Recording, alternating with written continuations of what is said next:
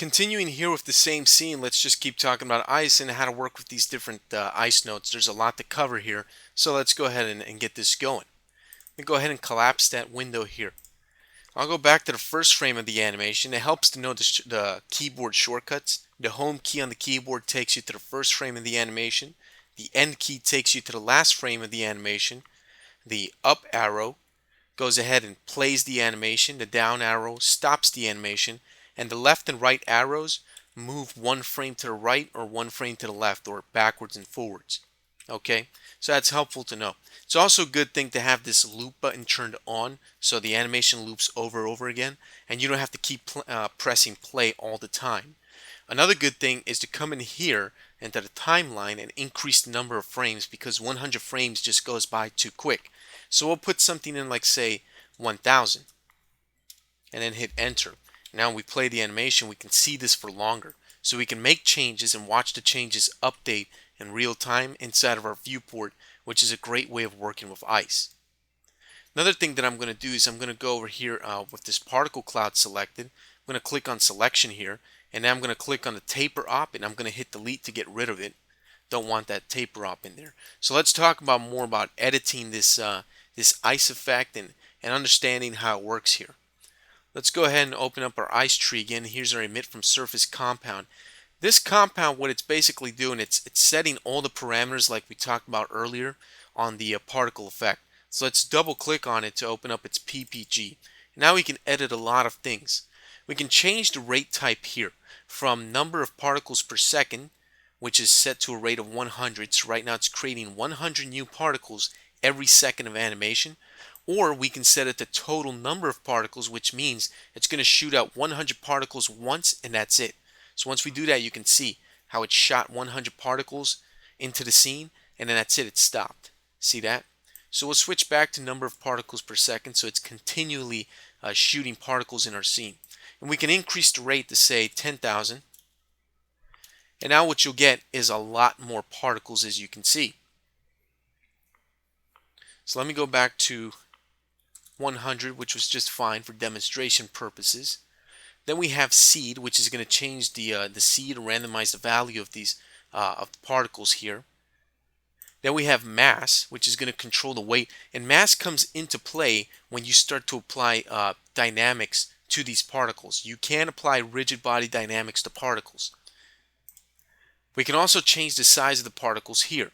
Now if I change the size of the particles now to, say, from 0.1 to 1, which is going to make them much larger, in order to see the change, I have to go back to the first frame of the animation and replay the simulation. But you notice that there's no change. Well, that brings me to the next parameter down here, which is shape. Right now, by default, the shape is set to point. Point is just going to show you little pixels on your viewport. You can change from point to all of these different shapes down here, so I encourage you to go ahead and explore them and check out the different shapes.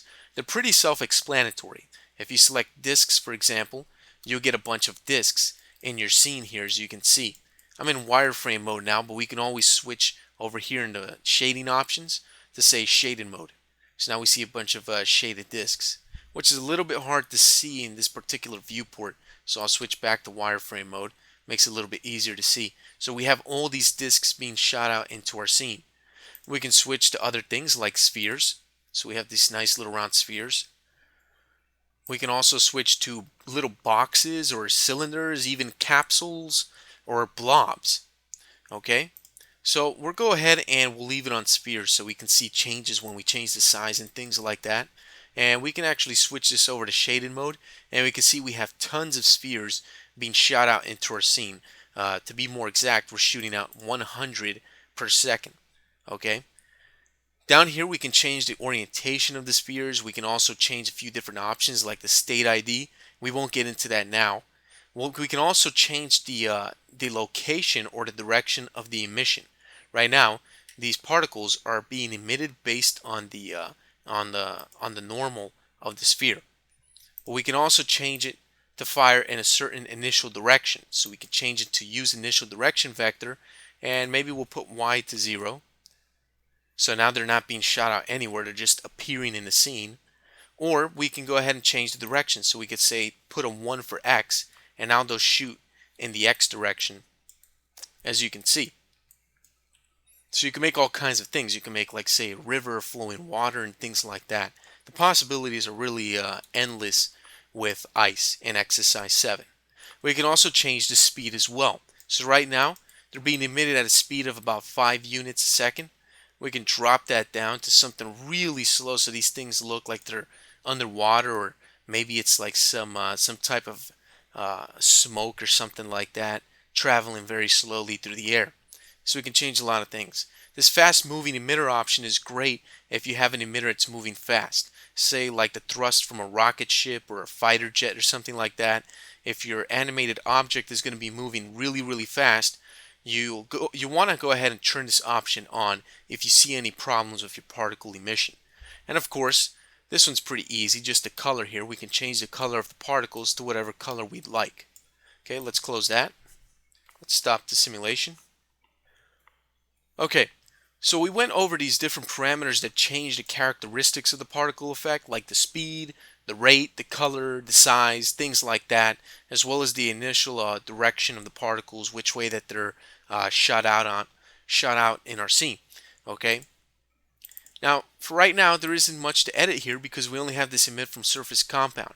So, I want to just do a quick little example like that. I know it's very basic and very simple, but I want to do that just so you wrap your head around the idea of these particle systems and how they pertain to ice. So I'm going to end this video here, and in the next one, we'll go ahead and start talking more about particle emissions and continue moving along here with ice.